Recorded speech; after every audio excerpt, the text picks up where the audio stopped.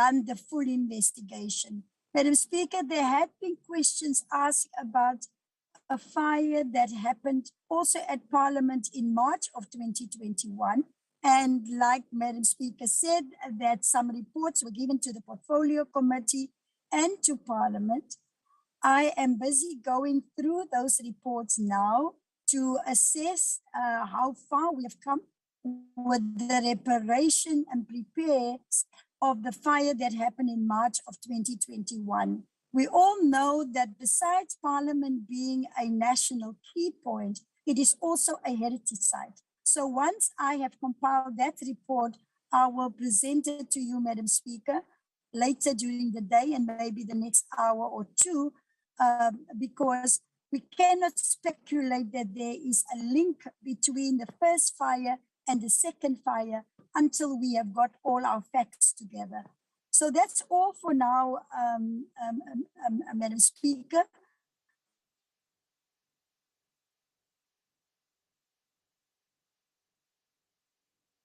The National Assembly chamber is a very sacred place. We're also trying to protect the bust of our late President Nelson Mandela in front of the National Assembly. So we want to give you the assurance, Madam Speaker, that the teams are trying our utmost best to contain the fire. I thank you very much for the opportunity. Thank you very much, Honorable Minister. Ladies and gentlemen, we are just going to allow a few questions, clarity-seeking questions over and above what the Honorable Speaker and the Honorable Minister have said. Just use your icon for raising a hand, and then I will be able to identify you as such. I see Juniour Khumalo. That's the only hand that I'm seeing now. Any other hand? Yan. And who else? Okay, I'm only seeing those hands. In that particular order, please. Okay, thank you so much for the opportunity. I just wanted to get clarity. There was a fire on the 17th of March, 2021. I'm not sure whether the speaker said that there was a report that was, there were recommendations regarding that fire. Were those recommendations implemented, or the recommendations are yet to be received by the speaker? Because the minister said she is going to hand over the recommendations in the next hour or today, sometime today. And the second question is directed to Minister de Lille. There was a report by the department, by de Lille's department, which was done by the auditing company BDO, which was given to the minister, and the minister gave that report to the speaker. With regards to that report, were there any recommendations regarding the safety of the parliamentary precinct, and were those recommendations implemented? Okay, thank you very much, Yan. Thanks, Malota, and happier new year to you than it's been so far. Will there be a report from the Parliamentary Security Services on this? And if so, at what point will this report be made public to us in the media and to the country at large? Thank you. Okay, thank you very much. And the last hand, okay, I see that hand that was supposed to follow after you, Yan, has now been put down. So I think we will deal with those questions. Sorry to interrupt. I don't have the hand icon on mine, and I just have one question that I want to ask quickly, if that's all right. Yes, go ahead. All right. So you've said that we need to wait on the report to know whether there was whatever the cause was of the fire. That makes sense. That's the normal process. But on Twitter, there's two hashtags that are trending now. The one is Parliament and the other one is Parliament Attack. and it's beginning to pick up steam in terms of kind of conspiracy theory thing. And I just wanted to know if you guys would like to give a message or send a message to South Africans at this stage. That's it from me. Okay, thank you very much, Melissa. And then the last hand, Honorable Speaker and Minister, is Ms. Sophie Mokoen. Thank you. My name is Sophie Mokoen from the South African Broadcasting Corporation. Minister Adilile, you spoke about Parliament being a heritage site. I'm sure that applies to the UN documents as well. And when you look, there's huge interest internationally in terms of the media having picked up the story and now making international headlines. The president is not a member of Parliament, but are we likely to see the president perhaps saying something about this, or even perhaps visiting the parliamentary precinct as the head of state, as much as he is not a member of Parliament? Thank you.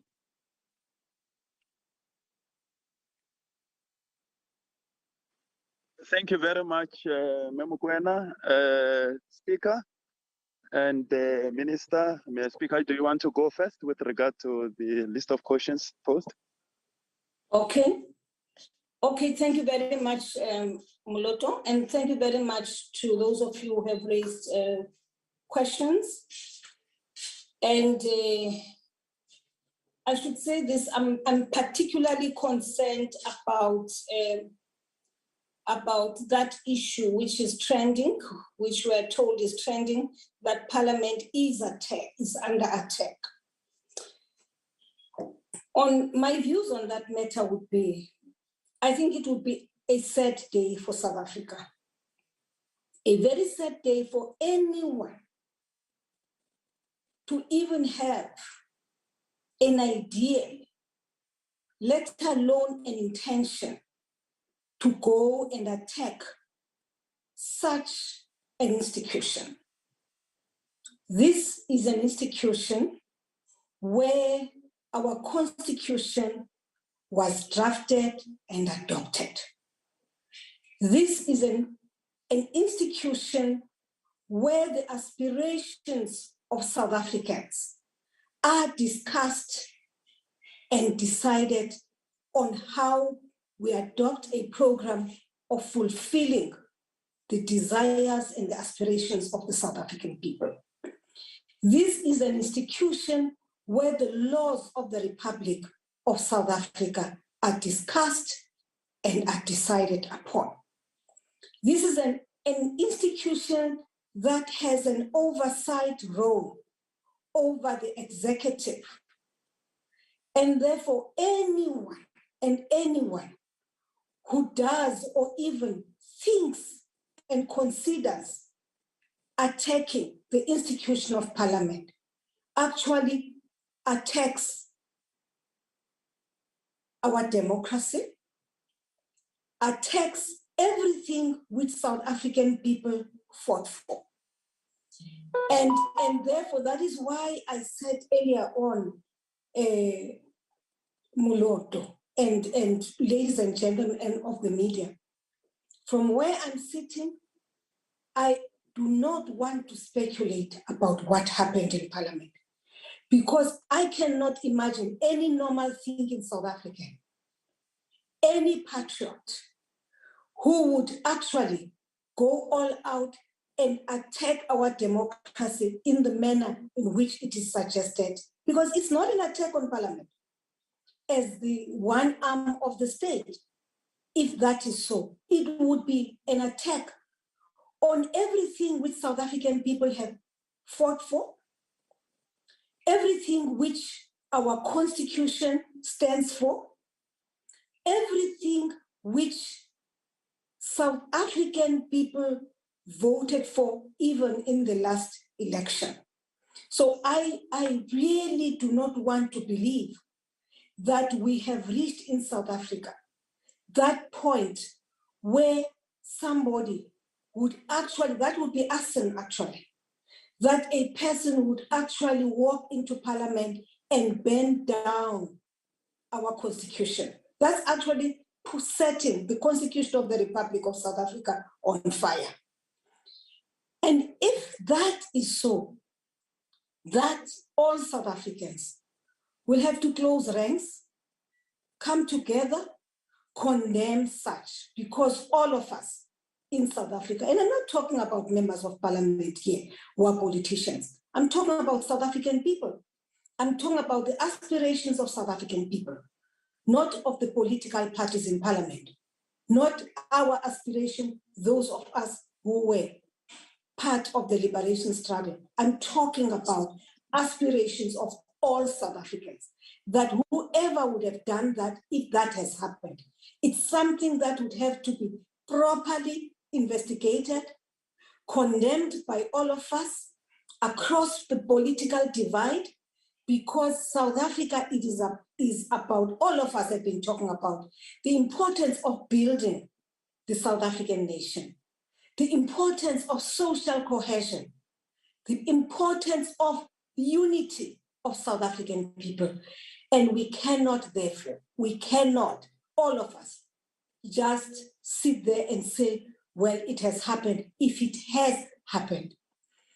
And therefore, my plea to those who are on social media is, until such time that there is a conclusive report which talks to that issue, which actually suggests that indeed arson here has been conducted. In fact, indeed, our democracy is under attack. Hence the talk on my side, which is that it's not about an attack on Parliament. An attack on Parliament is an attack on the democracy of South Africa. And therefore, all of us, one, those who are on social media, it's okay to be on social media. It's okay to engage in a dialogue on social media. It's okay to throw your part. We should be very cautious, careful, not to make suggestions that may actually put us in a situation where we say, indeed now, maybe, ladies and gentlemen of the media, I am an optimist. I'm not the kind who is quick to come to conclusions which may suggest that indeed our democracy now is at a point where people would engage in that kind of sabotage. Because if you do that, that's actually sabotage.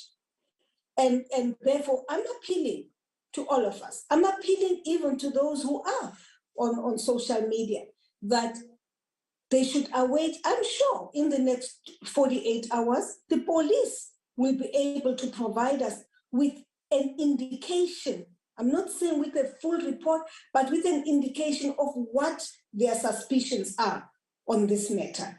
I think that's what I would want to say.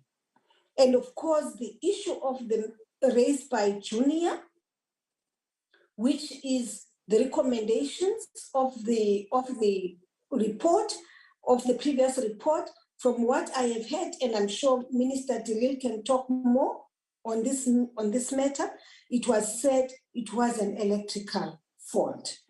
Sophie, you asked whether we will expect the president to speak.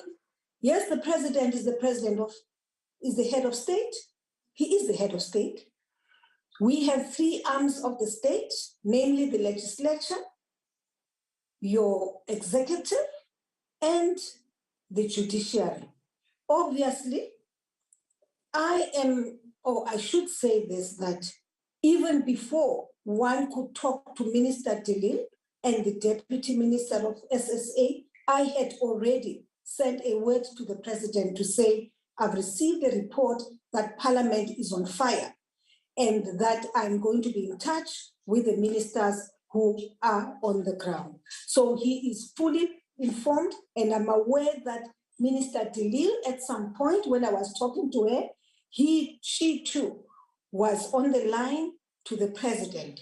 So here much as we have the three arms of state, namely the legislature, for which I am responsible for, together with Amos Masondo, it is important equally for all of us, particularly when we receive the report about what may have happened in Parliament. Obviously, the president would be happy, and I think would be appropriate of him to actually talk to the nation as well and express his views on the matter. But as I say, at this point in time, neither myself as an executive authority of Parliament, nor Minister Dilil as the head of the Department of Public Works and Infrastructure, none of us can say at this point, this is an attack on our democracy, because we don't know.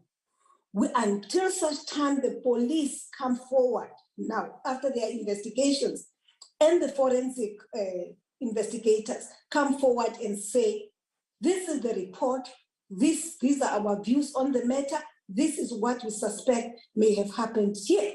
Then at that point, if it points to an attack on Parliament, then it's an attack on our democracy. And of course, appropriate action would have to be taken and proper investigations would have to be conducted, and not speculate on the nature of the fire which we see right now in Parliament. Thank you very much.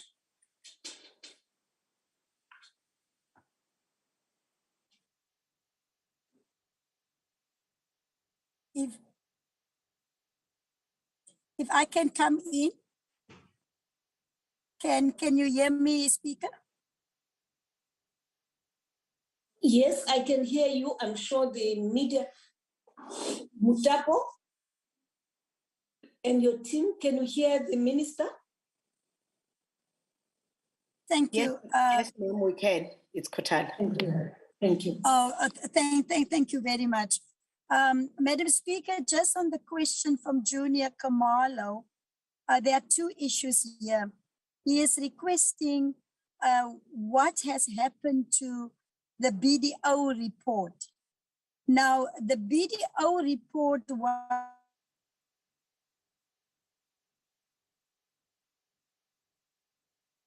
was commissioned in 20, where the speaker, the then speaker, and the Minister of Public Works and Infrastructure appointed an independent investigator to evaluate and assess all the projects linked to Parliament. That report was completed, and I have delivered that report to Madam Speaker for processing. That was towards the end of the year. The second report was related to the first fire that we had at Parliament in March of 2021. The findings of the forensic report with the first fire found that there was an electrical shortage that caused that fire. Then the issue from Yan about the security service report, Minister Zizi Kodwa and all the security services are on site, and they will be compiling a report, and it will be released under the auspices of Deputy Minister Zizi Kodwa. Sophie Mokoen asked about Parliament being a heritage site. Yes, it is. And any renovations and any repairs to Parliament, you need to get the approval of the South African Heritage Agency because it is a heritage site. So they have also been working together with the Department of Public Works and Parliament on any renovations and repairs to Parliament. As Madam Speaker have said, yes, the President has been briefed about it, but Madam Speaker is the executive authority responsible for Parliament, and that is why the Speaker will be giving the media briefings from time to time as things are unfolding today. But I want to assure South Africans that we are doing everything in our power here to safeguard and to contain this fire. Like I said, the fire department is hard at work, and everybody is not just focusing on containing the fire. And I will ask of the media that we please give us some space so that once we've contained the fire, we are able to go into the building. When I leave here now, I'm going to go into the old assembly chamber where the fire has been contained already, but the fire is still raging. I don't see any smoke coming out now on the National Assembly side, so we might even be allowed to have access to that. And then later this afternoon, we will give the media, or I will give Madam Speaker an update, and then Madam Speaker will then communicate with the media further today. But thank you for the coverage so far. The fire brigade was on site within 6 minutes this morning, and they are still hard at work right now, Madam Speaker. And we are here, and we will keep Madam Speaker informed for the rest of the day. Thank you very much.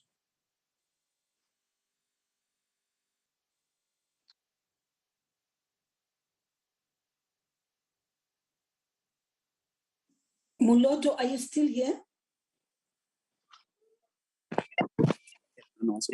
Okay. Hello. Thank you very much. I'm sorry for the disappearance earlier on due to the network connection. Ladies and gentlemen, I believe that we must leave it there. Thank you very much to the Speaker of the National Assembly and to the Minister of Public Works and Infrastructure for the views and for the updates to the public with regard to this incident at Parliament. I'm going to allow us to, with your agreement, colleagues, that we end it here. There is media that is come here at Parliament. It will, the media will continue to be briefed of what is transpiring with regard to the fire. The minister is here. The Speaker of the National Assembly is being kept informed at all times. There is also the one of the presiding officers, the House Chairperson for committees, Mr. Frolik, who is also on site.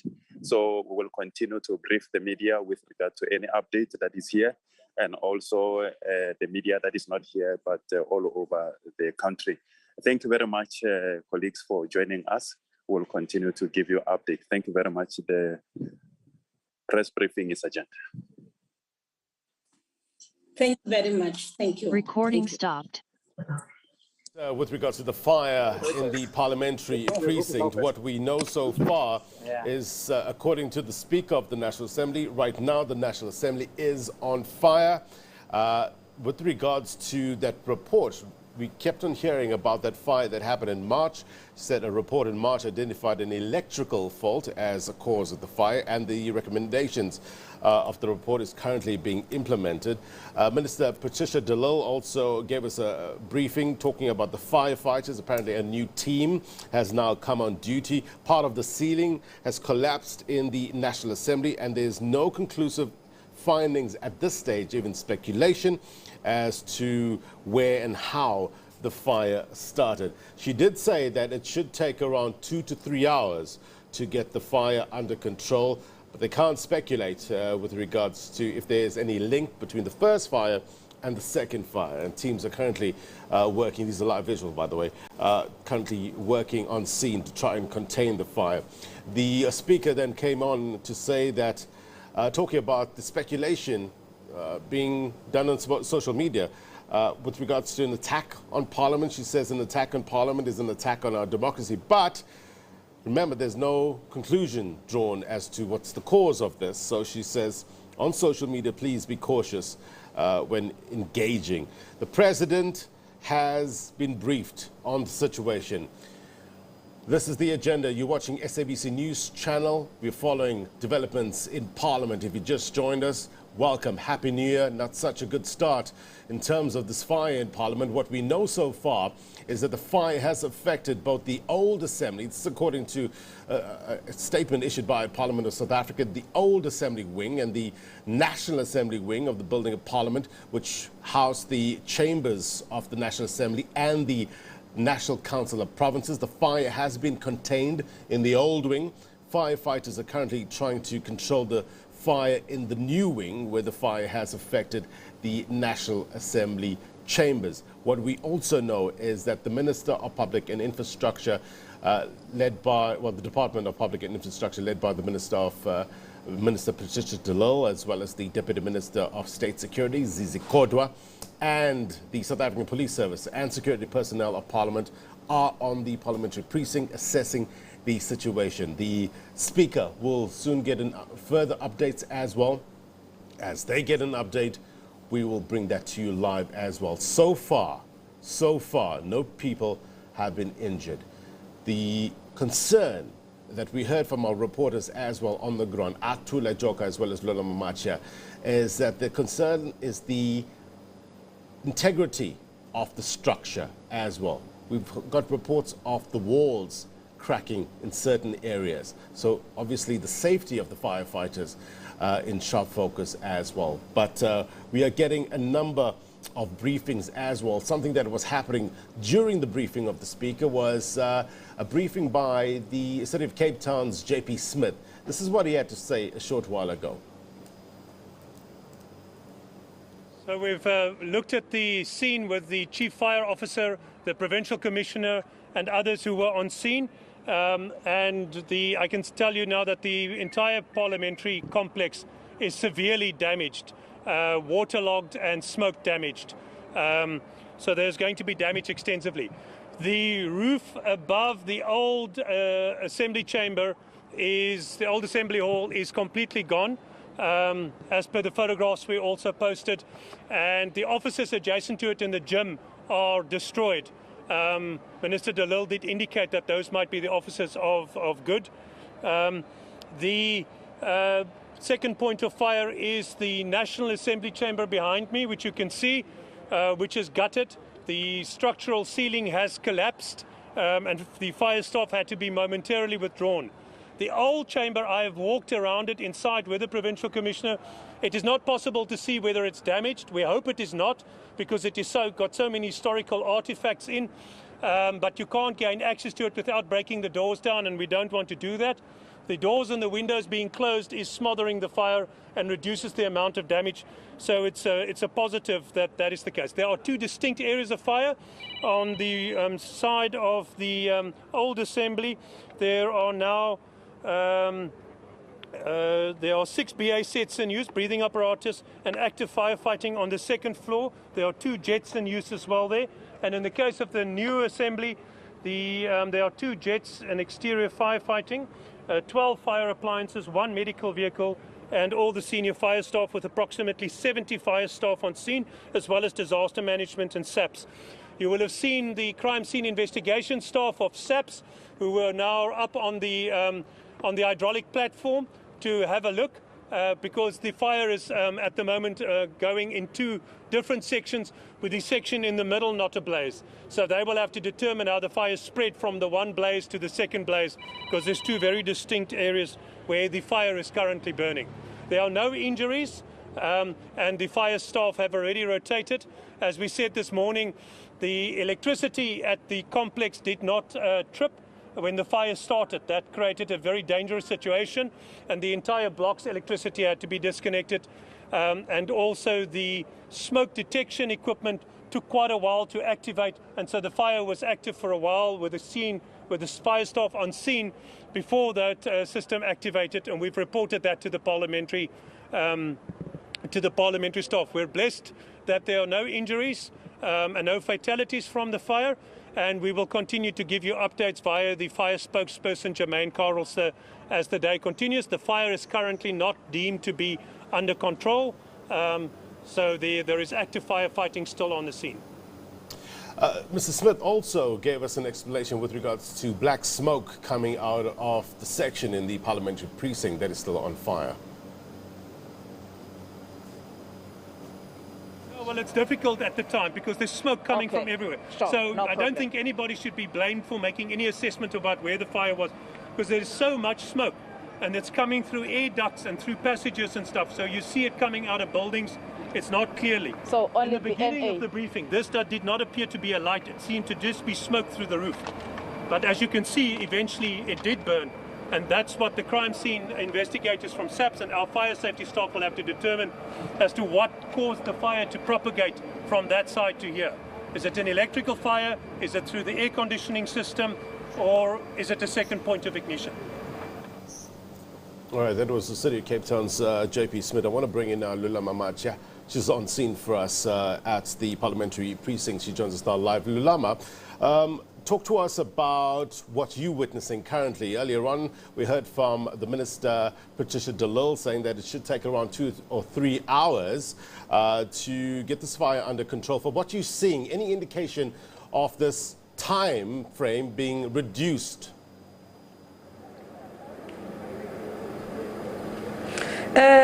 Blaine, definitely we don't know how long is it going to take. If I can ask the cameraman to zoom out at the National Assembly, there's still smoke coming out, and JP Smith explained to us the white smoke that is coming out. But it's white smoke now, it's not the black one. But let me quickly speak to Nehawu representative here in Parliament, Blaine, on this matter, because they are rushing, people are rushing. They are coming in here because this is shocking every person. Nehawu is one of the stakeholders here in Parliament. I am joined by a branch chairperson, Temba Kabula. Temba, you woke up with the news of the fire at Parliament today. Yeah. Thank you, Sis Lulama, and good afternoon to the viewers. As Nehawu, when we heard the news that Parliament was up in flames, we were obviously taken aback and were worried that our members that were supposed to be working night shift safe. So what we did, we immediately contacted the shop steward in the protection services, because it's protection services that works night shift, to ascertain how many of our members were here when the fire broke out. However, to our surprise, we were informed that the night shift was not at work last night, and we're told that Parliament took a decision to withdraw night shift staff from working weekends and public holidays on the claim that they do not have money to pay them overtime for working on weekends and public holidays. So to us that was shocking, because Parliament is a national key point and it's supposed to be guarded 24/7. Now, police were here, yes, but police, they guard the parameters of the institution. Now, protection service officials, they guard the inside the buildings of Parliament. So had they been here, they would have been able to detect the fire earlier on, and the fire would have been able to be put under control. But they were not here. So we that's what we are saying. But we are saying as the union, unfortunately, this is not surprising to us as the union that the situation has escalated to this, because we've been sounding an alarm to the employer that our members of Parliament, as well as documents, are not safe in Parliament, because Parliament is not complying with the Health and Safety Act. In 2018, there was a report, very damning, about Parliament's compliance with the Health and Safety Act. So in July this year, we wrote to the accounting officer, Ms. Baby Jawa, to say, what have you done to rectify that which has been raised by an independent service provider about health and safety compliance issues? And we were met with a very arrogant response that everything is taken care of. But this is an indication that nothing has been taken care of. You would know, Sis Lulama, that you work here, that lifts from time to time, they get stuck, that aircons are not working. So clearly, Parliament is not taking serious the issues of health and safety in the institution. So as a union, unfortunately, we are calling on the presiding officers to make sure that the accounting office of the institution takes responsibility, full responsibility of the breach of health and safety regulation that is happening in this institution, because the Health and Safety Act places squarely the responsibility of ensuring a safe and healthy environment on the shoulders of an accounting officer. So we are saying they must stop protecting Ms. Chawa. They must stop hiding or shielding her, because more damage is going to be to happen in this institution. Already now we don't know how much damage has been caused because the accounting officer and her management team, they don't take serious issues of health and safety. Thank you. If I may explain, Parliament is a national key point, Blaine. When you come to Parliament, there are two entrances at Parliament. It's the one at Plain Street and another one. The other one has been closed since lockdown. It's not being used, and now it's recess. It has been closed. So whoever comes in at Parliament comes via the police here at the gate, who will take you. If you have an access card, you show to them. If you don't have, you come inside with your identity document, you register yourself as a visitor at Parliament, and you would indicate which building you are going to.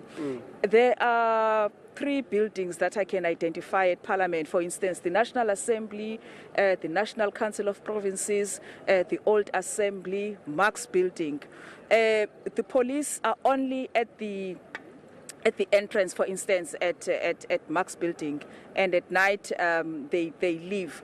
Are you saying, Mr. Gabula, that overnight in those buildings that we're mentioning inside Parliament, there was no one looking after them? According to the report from our shop steward there was no one there looking after those buildings. As I said to you, you work here. You know when you leave at night, there's a shift that takes over. When you come in the morning, it's a different shift. But strangely, this December, our members were told that you don't have to come work weekends and public holidays because we don't have money to pay you weekend and public holiday rate. So we are saying it was carelessness on the part of management to put so-called money over the safety of such a historic institution, an institution that's supposed to ensure that democracy in this country is alive. Now there are documents there, you would know, documents where our members, researchers, content advisors, they work so hard to develop for the members of Parliament so that members of Parliament can be able to exercise their work over the executive. Those documents could be up in flames. We don't know. So we are saying it's high time that presiding officers take serious the issues of health and safety and security in Parliament. You would know, Sis Lulam, your offices have been broken into as the SABC some years back. Members of Parliament's offices have been broken into. So Parliament doesn't take serious health and safety as well as security. So to us as the union, that points to the kind of accounting officer we have and her management team, that they are simply incompetent and that the presiding officers must take action. You would know there's the late Mr. Kahane, an employee who came into Parliament with a firearm, and you know the story, unfortunately took his life.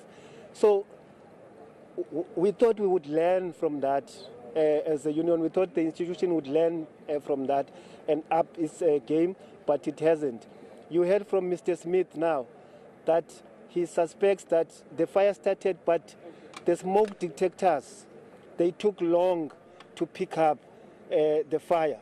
Had they picked up the time they were supposed to, maybe we would not be seeing this. What that means, it means that the smoke detectors may have not been serviced frequently as they're supposed to.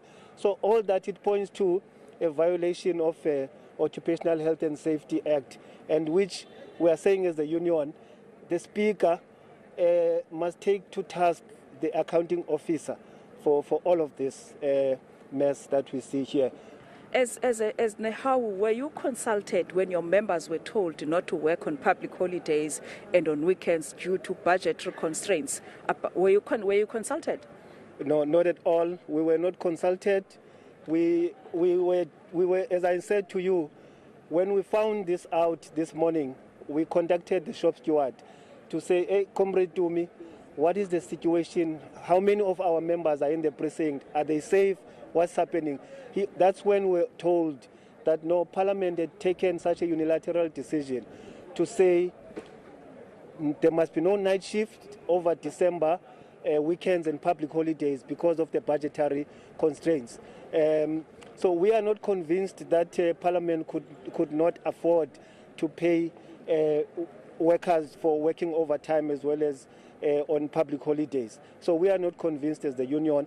We are just simply saying it's incompetence on the part of management, and we call on the Speaker to really crack a whip on the management of Parliament. Thank you very much, Mr. Kabula, for your time. Well, Blaine, that's the Nehau representative here at Parliament, referring to incidents that have happened here. A couple of years ago, SABC offices were broken into. Our laptops were stolen, and we don't know what happened to that. I remember when the current Minister of Agriculture, Mamutoko Didiza, was still one of the presiding, one of the House officials of Parliament. She was the House chairperson. Her office was also broken into. There was also an incident whereby one employee of Parliament took his life here in Parliament. He came in with a firearm, and then it was a big story around that. So he's referring to what is termed as security breaches that have happened in this institution, although it is a national key point which is supposed to have maximum security. But as you have heard him, according to him, none of that security is lax here in Parliament. All right, Lulama Machia, thank you very much indeed for your reporting, as well as Atula Joka. No doubt we'll touch base with you a little later on. If there's any further developments, come back to us. We'll get you on air to get the viewers the very, very latest. Now, earlier, we also